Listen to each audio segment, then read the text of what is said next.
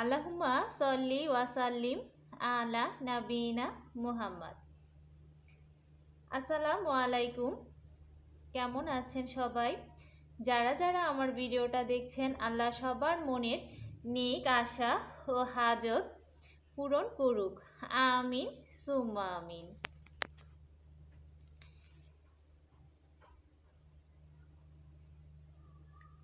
জানেন, অসহায়ত্ব, কষ্টের দিনগুলো যখন আমরা কোনো সমস্যার মধ্যে থাকি, কোনো কষ্টের মধ্যে থাকি, সেই সময়কার যে কষ্টগুলো বা যে সমস্যাগুলো, যে অসহায়ত্ব আমাদের থাকে, ওই অসহায়ত্বগুলো এমন থাকে যেটা একমাত্র আল্লাহ ছাড়া কেউ বুঝে না, বা আল্লাহ ছাড়া কাউকে বলাও যায় না। একমাত্র সেই কষ্টগুলো, সেই যন্ত্রণাগুলো একমাত্র আল্লাহ আর যার সাথে ঘটে সেই ভালো জানে। এছাড়া এগুলো এমন হয় যে এগুলা কাউকে বলাও যায় না। আমি অনেক লক্ষ্য করেছি ব্যাপারটা। যে সমস্যাগুলো, কষ্টগুলো, অসহায়ত্বগুলো এমন হয় যে আসলে এটা কাউকে বলা যায় না, কাউকে শেয়ার করা যায় না। সব সময় এরকমই হয় সমস্যাগুলো। এখন একমাত্র এই সমস্যাগুলো একমাত্র আল্লাহর কাছেই শেয়ার করা যায়। আর একমাত্র কি যে যন্ত্রণা হচ্ছে, সেটা একমাত্র আল্লাহ আর যার সাথে হচ্ছে সেই ভালো জানে বা ভালো বুঝতে পারে। এই যে যন্ত্রণাটা, এটাও কিন্তু কাউকে বলে বোঝানো সম্ভবই না। এরকম কি আপনাদের সাথে হয়? আসলেও আমার নিজেরও হয় এরকম। কিন্তু একটা ব্যাপার লক্ষ্য করেছেন যে সমস্যাগুলো এমন কেন হয়, অসহায়ত্বগুলো, কষ্টগুলো এমন কেন হয় যে কারো সাথে না শেয়ার করা যায়, না কাউকে এই যন্ত্রণাটা বোঝানো যায়, শুধু একমাত্র আল্লাহ আর নিজের মধ্যেই সীমাবদ্ধ রাখতে হয়। এটা কেন? আসলে আল্লাহই চায়, আল্লাহই চায় যে আমরা এই জিনিসগুলো কারো সাথে যেন শেয়ার না করি। এই জন্য আল্লাহ এইভাবেই সমস্যাগুলো দেয়। কারণ যখন আপনার অসহায়ত্ব, আপনার কষ্টগুলো, সমস্যাগুলো আল্লাহ ছাড়া কাউকে বলা যাবে না, এই অনুভূতিটা, এই যন্ত্রণাটা আল্লাহর কাছে ছাড়া অন্য কারো কাছে শেয়ার করা যাবে না। লিটারেলি তখন আল্লাহর সাথে এমনিতেই একটা সুন্দর বন্ডিং, আল্লাহর উপর একটা ডিপেন্ডেন্সি আপনার কাজ করবে। অটোমেটিক আল্লাহর সাথে সুন্দর একটা কানেকশন তৈরি হবে। আসলে কি আমাদের জীবনের সমস্যাগুলো এই জন্যই আসে, আল্লাহকে চেনার জন্য, আল্লাহর কাছে যাওয়ার জন্য, আল্লাহকে বোঝার জন্য। তো মাঝে মাঝে এমন হয় যে কষ্টগুলোর ওজন এত ভারী হয়ে যায়,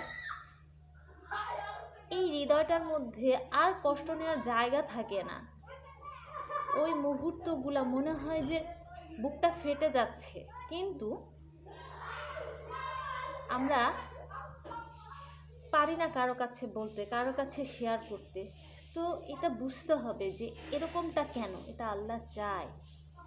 আরেকটা জিনিস হচ্ছে, দেখবেন আপনার যত কষ্ট হোক, সমস্যা হোক, কখনোই যার কাছে শেয়ার করেন, যার সাথেই যাই করেন, বলেন বা যাই হোক, আল্লাহ ছাড়া কেউ আপনার জন্য কিচ্ছু করতে পারবে না।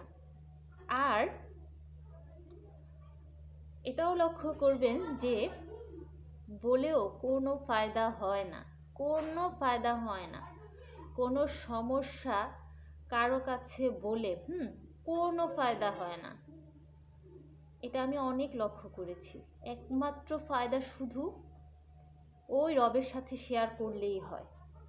এছাড়া কারোর সাথেই এই সমস্যা শেয়ার করলে কোনো ফায়দা হয় না। তাই জানেন, নিজের কষ্ট, নিজের ভালো লাগা কোনো কিছুই কারোর সাথে শেয়ার করতে হয় না, কারো কাছেই শেয়ার করতে হয় না, বলতে হয় না। বললে আদতেও কোনো কিছুর ফায়দা হয় না, কোনো লাভই হয় না। তাই নিজের মধ্যেই রাখাটা বেটার। তবে হ্যাঁ, জীবনে আপনি একা চলতে পারবেন না, আপনার বন্ধু দরকার আছে, সেটা ঠিক আছে, কিন্তু লক্ষ্য করে দেখবেন নিজের জীবনের সমস্যাগুলো যতক্ষণ পর্যন্ত আল্লাহ আপনার জন্য কোনো কিছু না করবে, হ্যাঁ, আল্লাহর তরফ থেকে কোনো ফায়সালা আপনার জন্য না আসবে, আল্লাহর তরফ থেকে কোনো সিদ্ধান্ত না আসবে আপনার সমস্যার ব্যাপারে, ততক্ষণ পর্যন্ত আপনি হাজার কান্নাকাটি করে, হাজার চিল্লায়, যার কাছেই বলেন না কেন, যত কিছুই শেয়ার করেন না, কিছুতেই কিচ্ছু হবে না। না আপনি হৃদয়ে শান্তি পাবেন, না কিচ্ছু হবে। হ্যাঁ, তো এটাই বললাম যে অ্যাকচুয়ালি আল্লাহ নিজেই ইচ্ছে করেই আমাদের সমস্যাগুলো, কষ্টগুলো, অসহায়ত্বগুলো এমন করে দেয় যাতে আল্লাহর সাথে আমাদের সুন্দর বন্ডিং তৈরি হয়। হ্যাঁ, এই জন্য, কারণ এই যে আমাদের অসহায়ত্বগুলো, আমার সাথেও অনেকবার এরকম হয়েছে, আমি নিজেই রিয়ালাইজ করেছি যে অসহায়ত্বগুলো এমন হয় যে এগুলো কাউকে বলে বোঝানোও যেমন সম্ভব না, আর আমার ভিতরে যে কি পরিমাণ যন্ত্রণা হচ্ছে, আমি কি ধরনের কষ্ট পাচ্ছি, সেটাও কাউকে অনুভব করানো সম্ভব না। একমাত্র শুধু এই সমস্যাগুলো রবকেই খোলাখুলি ভাবে বলা সম্ভব, আর একমাত্র রবের কাছেই শেয়ার করলে প্রশান্তি আসে। তো আমরা আমাদের সমস্যার দিনগুলো, অসহায়ত্বের দিনগুলোতে, কষ্টের দিনগুলোতে আমাদের সকল সমস্যা, সকল কষ্ট যেন আমাদের মহান রব, আমাদের মালিক, আমাদের আল্লাহর কাছেই শুধুমাত্র আমরা শেয়ার করি। যত ইচ্ছে তত মন ভরে তার কাছে কাঁদি, যত চাওয়া আছে সব যেন আমরা তার কাছেই চাই, তার কাছেই সব কিছু যেন শেয়ার করি। তাহলেই ইনশাআল্লাহ আমরা আমাদের অসহায়ত্বের দিনগুলোতে হাসি মুখে থাকতে পারবো, আর এই অসহায়ত্বের দিনগুলো কাটিয়ে আমরা ভালো দিনের সাথে আবার দেখা করতে পারবো। আসসালামু আলাইকুম।